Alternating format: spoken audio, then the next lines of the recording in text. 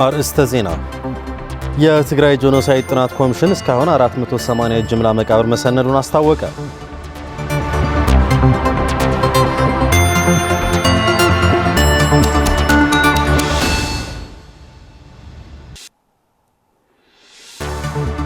የዝንጀሮ ፈንጣጣ በሽታ መከላከል የሚቻል ቢሆንም አደገኛ በሽታ መሆኑን የትግራይ ጤና ቢሮ ኃላፊ ዶክተር አማኑኤል ኃይል አሳሰቡ።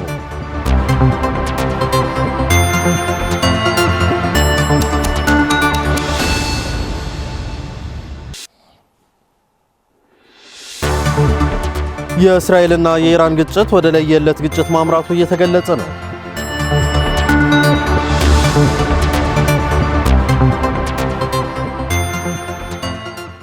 ጤና ይስጥልን ተመልካቾች፣ ከትግራይ ቴሌቪዥን የሚተላለፍ የአማርኛ ቋንቋ ዜናችን አሁን ጀምረዋል። ዜናዎቹን በመምራት ከእናንተ ጋር ቆይታ ማደርገው በእምነት ሰለሞን ነኝ።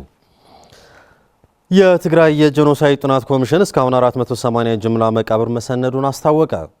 ማህበረሰቡ በትግራይ የተፈጸመውን ጄኖሳይድ እንዳይረሳና እንዳይደገም የተፈጸመውን ጄኖሳይድ የሚመሰክሩ መሰነድና መጠበቅ ያለውን ጠቀሜታ በአግባቡ በመረዳት እንዲሁም መረጃ በመስጠት የድርሻውን እንዲወጣ ኮሚሽኑ ጠይቋል። የትግራይ ጊዜያዊ አስተዳደር ፕሬዝዳንት ሌተናል ጀነራል ታደሰ ወረደ በትግራይ ህዝብ ላይ የተፈጸመው ጄኖሳይድ ፍትህና ተጠያቂነት ለማረጋገጥ ማህበረሰባዊ መተጋገዝ እንደሚያስፈልግም ገልጸዋል። ለመርሃዊ ተስፋይ ዘገባ ብርዛፍ ገብረ ጻድቃን።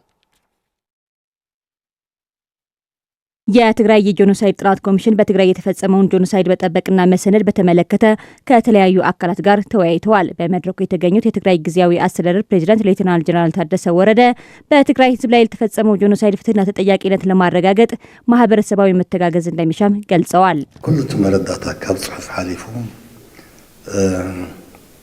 ጽሑፎም ዝኾነ እዋን ናቤዳ ኣሎ መረዳቱ ሁሉም ማስረጃ ከጽሁፍ አልፎ የተፈጸመውን ጄኖሳይድ የሚያሳይ መረጃ መሰነድ አለበት። የሆነ ጊዜ በጽሁፍ የሰፈረውንና የታለ ቢባል በተለይም የትግራይ ጄኖሳይድ በእያንዳንዱ የትግራይ ቤት ሊባል በሚችል ደረጃ የተፈጸመ ስለሆነ ማስረጃ እንዴት ነው መጠበቅ የምንችለው የሚለውን ለማየት ማህበረሰባዊ መግባባት መፍጠር ያስፈልጋል። ስለዚህ ይህ ትልቅ ስራ ነው። ሲሰነድ የተፈጸመውን ለማወቅና እንዲሁም ድርጊቱ እንዳይረሳ እንዳይደገም ይሰራል ማለት ነው። ማህበረሰቡ በትግራይ የተፈጸመውን ጄኖሳይድ መጠበቅና መሰነድ ያለውን ጠቀሜታ በውል ተገንዝቦ መረጃ በመስጠትና በመጠበቅ የድርሻውን ሊወጣ እንደሚገባም የመድረኩ ተሳታፊ አካላት ያስረዳሉ።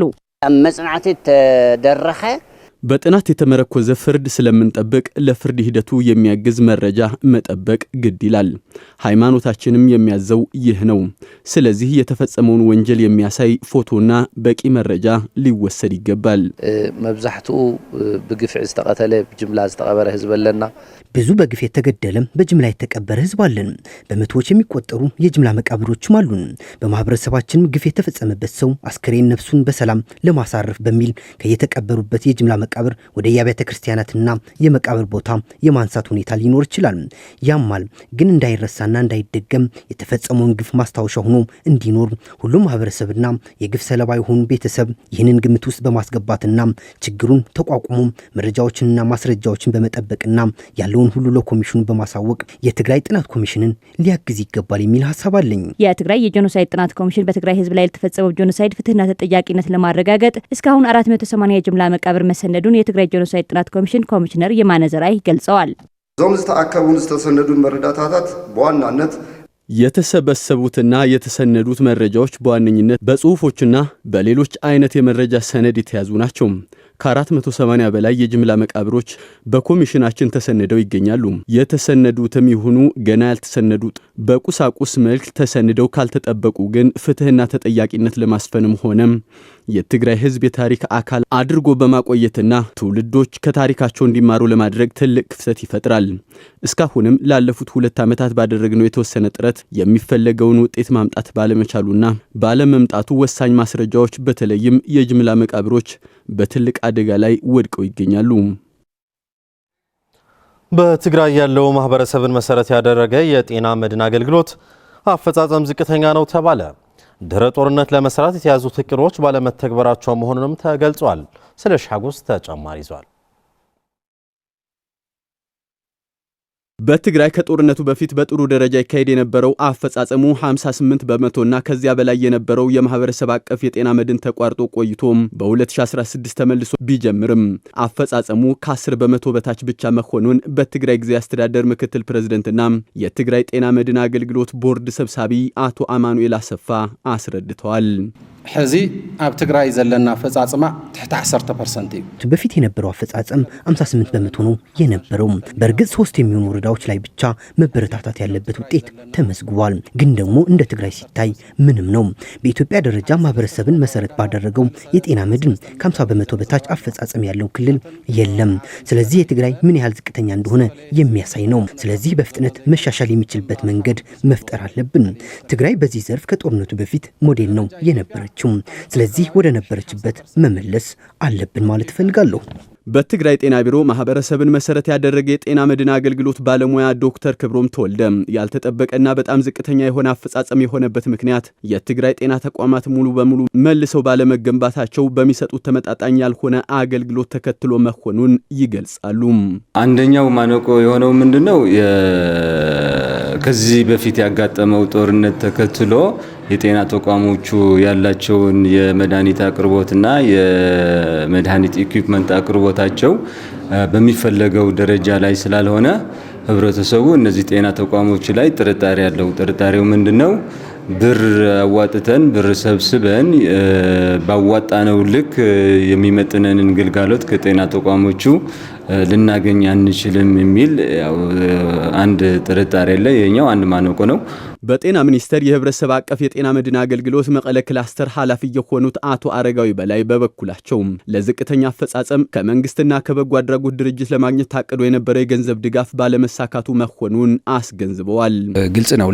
አሁን የጤና መድህን ሲባል እንደየአቅሙ አዋጥቶ እንዳጋጠመው ህመም ነው መታከም ያለበት። እንደየአቅሙ አዋጣ ሲባል የተሻለ ገቢ ያለው አቅም ያለው ለገቢው ነው የሚመጥን እንዲከፍል፣ መክፈል የማይችለውን ደግሞ በተለያየ ዘዴ እንዲከፈልለት ነው በስሙ ወይም በጀት በመያዝ ወይም ከተለያየ ምንጭ ገንዘብ በማፈላለግ። ስለዚህ ከ50 በመቶ የሚሆኑት አባወራ ማወራ የአባልነት ክፍያውን መክፈል አልቻሉም። ስለዚህ ለነሱ የሚሆን ከተለያየ ገባሪ ሰናይ አካላት ድጋፍ እናገኛለን ብለን ነበር የተነሳ ነው። እስካሁን አላገኘንም። በመሆኑም በኢትዮጵያ ካሉት ክልሎች በህብረተሰብ መሰረት ያደረገ የጤና መድን አገልግሎት በዝቅተኛ ደረጃ የተመደበችው ትግራይን ወደ ነበረችበት ለመመለስ ከፌዴራል መንግስትና ጤና ሚኒስቴር ከፍተኛ የሆነ ድጋፍ ይጠበቃል ሲሉ ተሳታፊዎቹ ገልጸዋል። ህብረተሰቡን አባል ለማድረግ በሚደረገው የሞቢላይዜሽን የማነቃቃት የማነሳሳት ስራ ላይ እሱም ተጨማሪ ሪሶርስስ ተጨማሪ ሰው ኃይልም ሊሆን ይችላል አሰባስቦ የሚያግዝበትና ሌሎች ክልሎች የደረሱበትን ደረጃ እንድንደርስ የማገዝና የመደገፍ ኃላፊነት ያለበት ይመስለኛል። አሁን በሀገር ደረጃ ስታየው በዝቅተኛ አፈጻጸም ላይ ያለው የትግራይ ክልል ነው እና ፌዴራልም ይህንን ተገንዝቦ ምንድነው ዝቅተኛ ደረጃ ላይ የሆነውን የሚለው ጋፑን አይደንቲፋይ አድርጎ ሞቢላይዜሽን ላይ ሪሶርስም ጤና ተቋሞቹም ሪሶርስ እንዲኖራቸው የማድረግ ላይም እገዛ ቢያደርግ ጥሩ ይሆናል ይመስለኛል።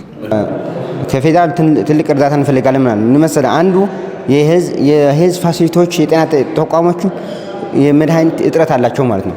ስለዚህ ህብረተሰቡ በዚህ ትልቅ ቅሬታ አለው ማለት ነው። ሄልዝ ፋሲሊቲዎች ወድመዋል ማለት ነው። ስለዚህ ህብረተሰቡ ለምን እንከፍላለን ጤና መድን ሄልዝ ፋሲሊቲዎች ጤና ተቋሞቹ መድኃኒት የላቸውም ያለ እንትን ይላል። ስለዚህ ሄልዝ ፋሲሊቲዎች ሪስቶር እንዲደረጉ በሳፕላይ እገዛ እንዲያደርግልን። የዝንጀሮ ፈንጣጣ በሽታ ልንከላከለው የምንችለው ቢሆንም ሊናቅ የማይገባ አደገኛ በሽታ መሆኑን የትግራይ ጤና ቢሮ ኃላፊ ዶክተር አማኑኤል ኃይለ አሳሰቡ። ዶክተር አማኑኤል ኃይለ በቅርብ ጊዜያት ወደ ኢትዮጵያ የገባው የዝንጀሮ ፈንጣጣ በሽታና ቅድመ መከላከል አስመልክተው ጋዜጣዊ መግለጫ ሰጥተዋል። ፍርቱና ገብሩ ተመልክተዋለች።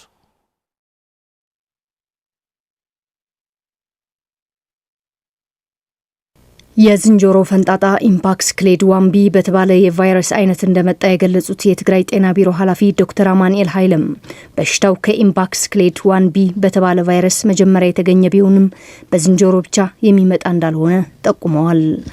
ዝሕማም እዚ በቫይረስ እዩ ዝመጽእ ኤምፖክስ ዝበሃል ቫይረስ ይህ በሽታ በቫይረስ የሚመጣ ነው። ከ70 ዓመት በፊት ከዝንጀሮ ስላገኙት ቫይረሱም አይቲቦክስ ብለውታል። መገኘቱ ተገለጸ እንጂ ከዛ በፊት ነበር ወይ የተረጋገጠ ነገር የለም። በአፍሪካ ነው የታየው። ከዛ በኋላ ከረጅም ጊዜ በኋላ ነው አሁን እየታየ ያለው። ስለዚህ በዝንጀሮ ብቻ ነው የመጣው ማለት አንችልም። በሽታው ከ2 ዓመት በፊት በሪፐብሊክ ኮንጎ ታይቶ ወደ ሩዋንዳና ቡሩንዲ እንዲሁም ኬንያ ተሻግሮ በሞያሌ አድርጎ ወደ ኢትዮጵያ መግባቱን ገልጸዋል። በቅርብ ጊዜም በአማራ ክልልና በጋምቤላ በበሽታው እንደተያዙ የተጠረጠሩ ሰዎች ሪፖርት መደረጉን ገልጸዋል። በትግራይም በራያ ጨርጨር አንድ ከውጭ የመጣ ሰውና ከሱ ጋር ጥብቅ ግንኙነት የነበራቸው ሰዎች በበሽታው ተጠርጥረው ክትትል እየተደረገላቸው መሆኑን ገልጸዋል። በሞያሌ ከባቢ እንድሕር አትዩስ በሞያሌ በኩል ስለገባ እዛ አካባቢ ብቻ ነበር የጠበቅነው። ነገር ግን በአስቸኳይ በአማራና በተለያዩ አካባቢዎች ሪፖርት እየተደረጉ ነው። ስለዚህ የኛ ጥርጣሬ ቀድሞ ገብቶ ይሆናል ወደ ኢትዮጵያ የሚል ነው። በአንድ ሰው እንደዚህ ቶሎ አይሰራጭም። ወደ ክልላችንም ስንመለከት በራያ ጨርጨር ወረዳም አንድ ወንድማችን ከውጭ የመጣ ነው። ከሱ ጋር ቅርበት የነበራቸው ሰው በጥርጣሬ መልክ ይዘናል። አንድም ከአለማጣ ወደ ራያ ጨርጨር የምትመላለስ እህታችንም በተመሳሳይ ምልክት አሳይታለች። ስለዚህ በላቦራቶሪ ያረጋገጥነው ነገር ባይኖርም በጥርጣሬ ይዘናቸዋል። በሽታው በቅድሚያ ከእንስሳ ጋር በሚደረግ ንክኪ የሚመጣና ከበሽተኛ ሰው ጋር ደግሞ ባለው ጥብቅ ግንኙነት በአልባሳትና የመተላለፊያ መንገዶች መሆናቸውንና ከፍተኛ ራስ ምታት፣ የጡንቻዎች መወጣጠርና የወገብ መታመም የበሽታው ምልክቶች መሆናቸው ዶክተር አማኑኤል ገልጸዋል። ተሕማም ዘለዎ ሰብጡ ዝኾነ ከበሽተኛው ሰው ጋር ንክኪ ያለው ሰው እንደየሰው በሽታው ምልክት ይለያያል። በአንድ ሳምንት ምልክት የሚያሳይ አለ፣ በ3 ሳምንት የሚያሳይም ይኖራል። ዋና የዚህ በሽታ ምልክቶች ከፍተኛ የራስ ምታት፣ የወገብ ህመም፣ የጡንቻዎች መወጣጠር የመሳሰሉ ምልክቶች አሉት። ይህ በሽታ ከተያዝክ በቀላሉ በቤትህ መከላከል ትችላለህ። ከንክኪና ከጾታዊ ግንኙነት ውጭ መሆን አለበት። በሽታው 85 በመቶ የሚከላከል ክትባት ቢኖርም ወደ ኢትዮጵያ ግን ገና አለመግባቱን በመግለጽ ክትባቱ ሲገባ ቅድሚያ ተጋላጭ ለሆኑና ለተፈናቃዮች እንደሚሰጥ ከጤና ሚኒስቴር ጋር በመነጋገር ላይ መሆናቸው ገልጸዋል። ታዝ ክታበት እዚ ኣብ ኢትዮጵያ አቶን ክታበት ዝተከተበ ሰብ 85 ሚታዊ የተከተበ ሰው 85 በመቶ በሽታውን የመከላከል አቅም አለው። ሆኖም ክትባቱ ወደ ኢትዮጵያ አልገባም። በክልል አቅም የሚገዛ አይደለም። ስለዚህ ትግራይ በልዩ እንድትታይ እየጠየቅን ነው። ምክንያቱም ከ1 ሚሊዮን በላይ ተፈናቃይና ህፃናት ባለበት ስለሆነ አስቸኳይና ልዩ ትኩረት ሰጥተን ልንሰራበት ይገባል። በሽታው እንደ ኮሮና ማህበራዊ ግንኙነቶችን እንዲቋረጡ የሚያስገድድ ባይሆንም ከፍተኛ ጥንቃቄን የሚጠይቅ በመሆኑ ማህበረሰቡ ሳይደናገጥ እንዲጠነቀቅ ጠይቀዋል። በመቀለና በተባበሩት መንግስታት ድርጅት ዋና መቀመጫ ስዊዘርላንድ ጄኔቫ 5ኛ ክረምት በመጠለያ ጣቢያ ማሳለፍ ይብቃን በሚል መሪ ቃል ከሰኔ 11 እስከ 13 2017 ዓ.ም ሰላማዊ ሰልፍ ሊካሄድ ነው። ሰልፉ ከቀያቸው ተፈናቅለው በተለያዩ የትግራይ አካባቢዎች ተጠልለው የሚገኙ ወገኖች ወደ ቤታቸው እንዲመለሱ ለማድረግ በሁለቱ ከተሞች የመጨረሻ የተባለለት ሰላማዊ ሰልፍ እንደሚካሄድ ጽላል ሲቪል ማህበረሰብ ትግራይ ገልጿል። የተፈናቃዮች ጉዳይ የሁሉም ጉዳይ በመሆኑ በዚህ ታሪካዊ የጋራ ሰላማዊ ሰልፍ በሀገር ውስጥና በውጭ ተገኝተው የተፈናቃይ ወገኖች ድምፅ እንዲሆኑ ሲል ማህበሩ ጥሪ አቅርቧል። ታደሰ ልጅ አለም መግለጫውን ተከታትሎታል። 5ኛ ክረምት በመጠለያ ጣቢያ ማሳለፍ ይብቃን በሚል መሪ ቃል ከቀያቸው ተፈናቅለው በተለያዩ የትግራይ አካባቢ ተጠልለው የሚገኙ ወገኖች ለቤታቸው ለማብቃት በሚል በመቀለ ከተማና በተባበሩት መንግስታት ድርጅት ዋና መቀመጫ በስዊዘርላንድ ጄኔቫ ከሰኔ 11 እስከ 13 2017 ዓ.ም የመጨረሻ የተባለለት ሰላማዊ ሰልፍ እንደሚካሄድ የጽላል ሲቪል ማህበረሰብ ትግራይ ምክትል ስራ አስኪያጅ ሙና በሽር ትገልጻለች። ተጽዕኖ ፈጣሪ የሆነ ሰላማዊ ሰልፍ የትግራይ ዋና ከተማችን በሆነችው መቀለ ከተማ እና በስዊዘርላንድ የተባበሩት መንግስታት ዋና ጽህፈት ቤት በሆነችው ጄኔቫ ለማከናወን ዝግጅቷን አጠናካ የመጨረሻ ምዕራፍ ላይ ትገኛለች።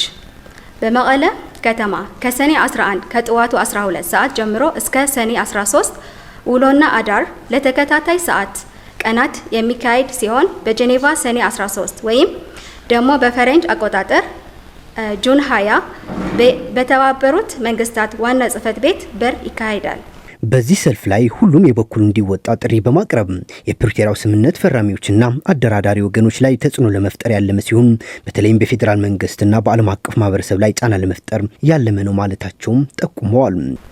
የሰልፉ ዋና ዓላማ ይበቃል 5ኛ ክረምት በድንኳን የሚል ሆኖ 2013 ዓ.ም በትግራይ ላይ የተካሄደውን ወረራ ተከትሎ በነበረ የዘር ማጥፋት ዘመቻ እና ጦርነት ተከትሎ ሀብት እና ንብረታቸውን ተቀምተው በትግራይ ማንነታቸው ብቻ ከቀያቸው በኃይል ተገፍተው በተለያዩ መጠለያ ካምፖች ውስጥ እና ውጭ ሀገር 5 ክረምቶችን በመከራና ስቃይ ህይወታቸውን እየመሩ ላሉ ሁሉም ሰለባዎች እንዲሁም ያለምንም ቅድመ ሁኔታ በስምምነቱ መሰረት ወደ ቀያቸው እንዲመለሱ በፕሪቶሪያ ውል ተፈራራሚዎች እና አፈራራሚዎች በተለይ በፌዴራል መንግስት እና ዓለም አቀፍ ማህበረሰብ ከፍ ያለ ጫና ለመፍጠር ነው። ይህ ከሰኔ 11 እስከ 13 ቀን 2017 ዓ.ም የሚካሄደው ሰላማዊ ሰልፍ ዋና ዓላማው በትግራይ በተካሄደው ጄኖሳይዳዊ ጦርነት ከቀያቸው ተፈናቅለው በተለያዩ መጠለያ ጣቢያዎችና በስደተኞች ካምፕ የሚኖሩ ወገኖች ቀጣይ ክረምት ሳይመጣም ወደ ቀያቸው እንዲመለሱ ለማስቻል ነው ሲሉ የሰልፉ አስተባባሪዎች በዛሬው ዕለት ለጋዜጠኞች በሰጡት መግለጫ አስታውቀዋል። እዚህ በመቀለ ከተማ የሚካሄደው ሰላማዊ ሰልፍ በሮማናት አደባባይ ሮብ ሰኔ 11 2017 ዓ.ም በይፋ ይጀመራል። በዚህ ዕለት በተለያዩ ቦታዎች ባሉ ካምፖች የሚኖሩ ተፈናቃዮች፣ የመቀለ እና አካባቢው ነዋሪ ህዝብ እንዲሁም ከተለያዩ የትግራይ አካባቢዎች የመጡ በሮማናት አደባባይ የሚሰበሰቡበት ቀን ነው። በዚህ ዕለት ይበቃል ለማለት ትግራዋይ መሆን ብቻ እንጂ ተፈናቃይ መሆን አይጠበቅብንም በሚል መንፈስ ሁሉም ትግራዋይ እጅ ለእጅ ተያይዞ አንድነቱን የሚያሳይበት እንዲሁም በትግራይ ውስጥ ያሉ ተፈናቃዮች፣ በሱዳን የሚገኙ ስደተኞች እንዲሁም በወራሪ እጅ የሚገኙ በመከራ በቸነፈር በስቃይ ለሚኖረው ጭቁኑ ከጎንህ ነን ብለው ትግራዋይ አሳቢነቱ እና ክብሩ የሚያሳይበት ታሪካዊ ዕለት ይሆናል። የተፈናቃዮች ጉዳይ የሁሉም ጉዳይ በመሆኑ በዚህ ታሪካዊና የጋራ ሰላማዊ ሰልፍ በሀገር ውስጥና በውጭ ተገኝተው የተፈናቃይ ወገኖች ድምጽ እንዲሆኑ ሲል ማህበሩ ጥሪ አቅርበዋል። ሰላማዊ ሰልፉን ያዘጋጀው ጽላል ሲቪል ማህበረሰብ ትግራይ ከ1680 በላይ ቀናት በኬንዳ ላይ በርካታ ፈተናዎች እያጋጠሟቸው ያሉ ተፈናቃይ ወገኖች ስቃያቸው እንዲያበቃና የፕሪቶሪያው ስምምነት ሙሉ በሙሉ በመተግበር ወደ ቀያቸው እንዲመለሱ የሚጠይቁበት መሆኑም ተገልጿል። ዓለም አቀፍ ሰልፍ ተጀምሮ እስኪጠናቀቅ ሁሉም ተሳታፊ በኃላፊነት እና በአንድነት ለተፈናቀለ፣ ለተሰደደ፣ በወራሪዎች እጅ ላለ ህዝቡ ድምጽ እንዲሆን ጥሪያችንን እናቀርባለን። በመቀለ ከተማ እና የትግራይ ፖሊስ እና ጸጥታ ሲቪል ማህበራት ሰልፉ ሰላማዊ የተሳካና በተለይ ለዓለም አቀፍ ማህበረሰብ ተጽዕኖ ፈጣሪ ሆኖ እንዲጠናቀቅ በአጽንኦ የድርሻችሁን እንድታበረክቱ ታሪካዊ ኃላፊነታችሁ እንድትወጡ ስንል እንጣራለን። ይበቃል 5ኛ ክረምት በድንኳን ደህንነቱ የተጠበቀና የፈጠነ ተፈናቃዮች እና ስደተኞች መመለስ አሁን ነው። ከውጭ የእስራኤልና የኢራን ግጭት ወደ ለየለት ግጭት ማምራቱ እየተገለጸ ነው።